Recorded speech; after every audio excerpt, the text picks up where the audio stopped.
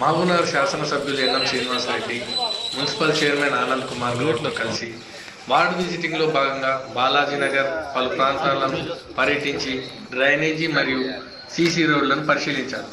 గత ప్రభుత్వంలో పట్టణాల్లోనే వార్డులన్నీ అభివృద్ధికి నోచుకోలేదని ఎమ్మెల్యే విమర్శించారు. ఈ సందర్భంగా ఆయన వార్డు విజిటింగ్లో పర్యటిస్తూ మా హయాంలో అభివృద్ధిని చేసి చూపిస్తామని చెప్పారు.